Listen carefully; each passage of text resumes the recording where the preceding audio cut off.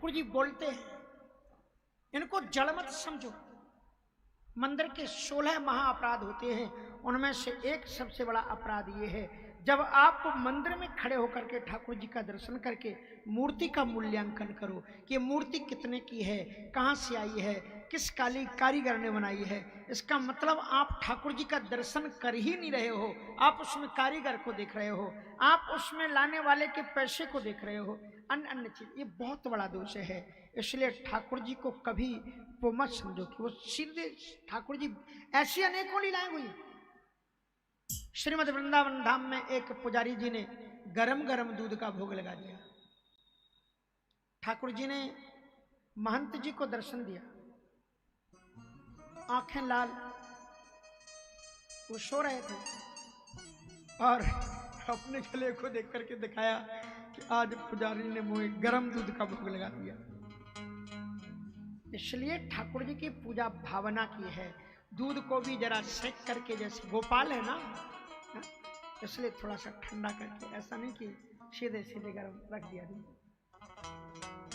तो ये उपकरण बढ़ते हैं और घटते हैं। इसलिए ये प्रश्न करना, एक सज्जन कोई चले जा रहे थे नदी के किनारे किनारे, और उन्होंने देखा कि वो गर्मियों के टाइम पर नदियों के किनारे वो लोग खेती करते हैं ना, तरबूज और खरबूजा वगैरह बोते हैं, ककड़ी वगैरह। तो चले जा रहे थे, उन्होंने देखा कि तरबूज कम से कम 10-15 किलो का एक तरबूज, और पेड़ उसका 1 उंगली के बराबर भी जिसकी लता नहीं, उस बेल में वो लगा हुआ था। तो उसने कहा, यार ईश्वर तेरे पास में अकल बकल कुछ थी कि नहीं थी? बोले क्या हो गया? कहा इतनी पतली डाल और इसमें तूने ये 15 किलो का कद्दू लगा दिया तूने इसमें। और उसके बाद में चलते चलते वो गया, गर्मियों का टाइम था, भोजन किया, बगीचा आया और एक आम के पेड़ के नीचे लेट गया।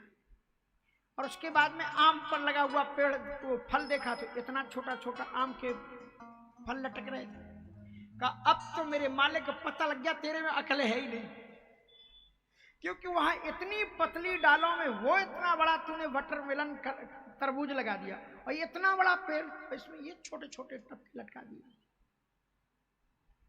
थोड़ी देर बाद उसको थोड़ी सी नींद आई और उसमें लगा हुआ था पका हुआ आम का फल, तोता उस पर बैठा, वो टूटा तो सीधी उसकी नाक पर आकर के गिरा।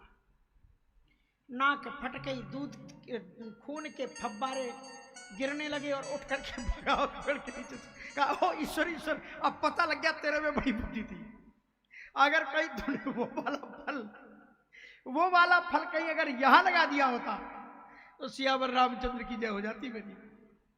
तो इसलिए ईश्वर की बुद्धि को कभी चैलेंज नहीं करना चाहिए कि धनुष। अच्छा फिर भी चलो आपके मन में आता है इतना बड़ा धनुष तो कैसे 20,000 हाथ लग गए, तो चलो बार का अपना अर्थ दूसरा कर लेते। बार मानी सोमवार, मंगलवार, बुधवार, एक ही 12 मानी एक दिन में।